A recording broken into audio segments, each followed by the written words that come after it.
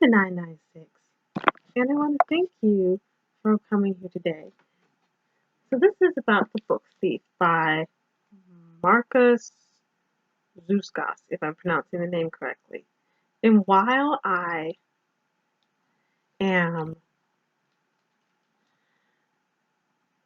okay, so while I've had some reservations about reviewing a book that's narrated by death right now, because it's the time where we're dealing with the coronavirus, I decided, you know what, it was actually a good time to review this book. I literally just finished it today, and I will be posting it, which you're seeing right now. So, this book is about a girl named Liesel. It starts her as a preteen up until the time she's about 14 years old. She sees Death take her brother, and Death is very fascinated that she saw him. Um, the book is narrated by Death, and Death is perceived as this thing that acts like he has to carry out a mission. It's just part of his job, but he doesn't like having to take certain people that die, especially if he feels that they wish that they had lived longer or so forth. He acts like this is his job, but he's not human. He has certain human qualities about him because it's like he says, takes a child, and I won't say who the child is because I don't want to have too much of a spoiler. And he said that his child died. Something says the child died too young. I felt that the child died too young. At the same time, he looks at humans as these other like creatures that he's constantly interacting with on a daily basis as part of his job. They don't exactly say who the death is working for though, but he sometimes says that he feels that other people perceive him as being this evil thing, and he's quote quote um, he's pretty much not. He doesn't do things out of being vindictive. It's a very interesting character. Anyway, this girl sees her brother die on a train. The mother is taking, this is during World War II, the mother is taking both of her children, one who died, unfortunately, which is Liesel's younger brother, and the preteen girl, to live at a certain place in Germany where she'll be living with her foster parents and she leaves. She doesn't know when her mother's coming back. And this is spoiler alert, the mother never comes back. Liesel doesn't know how to read, but the one book that she picks up is a book called The Grave Digger's Handbook. And it's basically about how to dig graves and how to deal with being a grave digger. And even though it might sound like it's a rather boring or gruesome book to read, okay, it's how you bury people. The thing is, she doesn't know how to read well. There's a point when even in class she gets teased for it. And her foster father, a man named Hans Huberman, he is a very sweet man who smokes some cigarette, who knows to smoke cigars, plays an accordion. He teaches her how to read. And this is how she becomes a book thief. She starts to love books so much, she starts to steal them. Hitler was burning certain books you're not supposed to read, and sometimes she would find certain books. And also, she starts stealing books from her foster mother, is someone who does people's laundry, and she started stealing books from a woman who laundry she could no longer afford to have their laundry done. It was like the mayor's wife. Why the mayor's wife can't afford to have a laundry done anymore, I'm not sure. But that's part of the story. Anyway, she has a best friend named Rudy, who is this boy who continuously asks her for getting a kiss. And she's like, ew, no. She's like, this kid is like, I don't want to kiss you. No. And she still hangs around him. Now, I'm going to definitely get into the more spoiler parts of this book. So if you haven't finished reading this book, you probably want to stop here. One, this book is narrated by death, so people are going to die. We see how This girl has already had a mother who doesn't come back, and she watched her brother die. This is all before she even turns 13 years old. And then her family starts to, her foster family starts to take in a Jew that the Huberman foster father knew, and keep him in the basement to hide him. But when people start checking basements to make sure that their basements are secure for possible being bombed, and they start making sure he doesn't, the guy named Max, who is the Jew that they're hiding, doesn't want to be the one reason that they're exposed. So what he does is he leaves. And it's really sad because Liesel also started sharing her love of reading with Max, and they grew a bond of both loving to read, and they both had tragedy in their lives. They both had nightmares that continuously haunted them by different things that were tragic. Tragic because her mother left, Liesel's mother left, and her brother had died. She saw her brother die. And tragic because Liesel's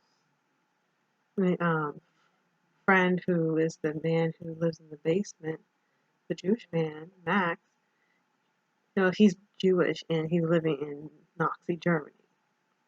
And he's obviously scared. He can't even go outside because of what's going on. He's afraid he's going to die if he goes outside. Even though this book is about death and a lot more people who are close to Liesel die, which is very tragic, I think this book is also about appreciating life. Yes, it's about death, but the opposite side of death is life. Because this girl involves so much tragedy, she cares about living. She wants to consume books. She starts to write her own book, and she finds out that the mayor's wife knew she was stealing books and was okay with her doing that and wanted her to continue to come in and read the books. She is stealing the mayor's wife's books, coming to the window, and she's angry at the mayor's wife. Was one of the last people, it seems to me, that mother, her foster mother, was getting laundry from, and she's just very angry at her. And she's one of the ways that she feels that she's getting back at her, it seems, is to be stealing her books to read. And the mayor's wife is letting it happen all along. And the mayor's wife had a child that had died and was in a depression. Another thing is that Liesel reading helps. Liesel, one of the reasons that Liesel was alive when their street got bombed on was because she was somewhere else reading a book. Despite the power of words and the power of stories and the power of being able to have worlds open up to you, and it's about appreciating life, especially when horrible things are happening. And as I'm gonna put this back into the coronavirus, I think people need to appreciate being alive. It's hard to appreciate being alive when you are in these sucky circumstances where you're scared to go outside. This may not be the same reason as Max being Jewish, but hey, you go outside, there's a good risk that you might die. And if you're scared for your life every day, or you're scared because you can't go about your life the way that you would like to, I mean, we might not be Jews in Nazi Germany, we're dealing with some type of evil virus that should be something from a horror movie, but unfortunately is real. But I really think this book is about appreciating being alive and appreciate life, and because of what death can do to take that away. And I know this is probably going to sound like I'm on a soapbox, but I don't really care. I feel I need to say this, even though I'm reading this book. Please appreciate your life. If you don't appreciate your life, appreciate other people's life and social distance, try your best to wear masks. CDC is suggesting people wear masks. Wear the wear the mask if you're out. Find or a cloth, a bandana, or something to cover your face, and then don't let that be a false sense of security. Still stay 6 feet away from people at all times if you absolutely can, except for people who live in your household. And that's this book is just like there's a war going on. I feel like right now we're kind of in a World War III in a way. And this book is World War II was pretty much happening. And she's surrounded by death and surrounded by these very strange circumstances that were happening. Because of what she saw, she involved a lot of tragedy. I mean, there's some things you cannot have control over. She did not, the girl Lisa didn't have control over people that were close to her that died. And I hope for everybody, no one has to experience, me myself included, close to them dying. But if you can do something to help, try and prevent it, actually not even possibly help prevent this, means no 100% making sure something doesn't happen, but you can still very much so help prevent this, then do it. Please social distance, please value life, and don't be a part of death, taking lives by not taking what's going on seriously. So I'm a 996. I really think this is a good, if you can't read this book right now because you don't want to read something that has to do with death, I totally understand. But if you do want to read this book now, or maybe later on in the future when things are calmer and this disease has calmed down, I'd really suggest you read the book Thief. I would give it 5 stars. So if you want to give me a thumbs up if you like this video, I'd appreciate it. And please subscribe so when next time the videos can show up, you'll be able to see it right away. I'm a 996, and thank you for watching.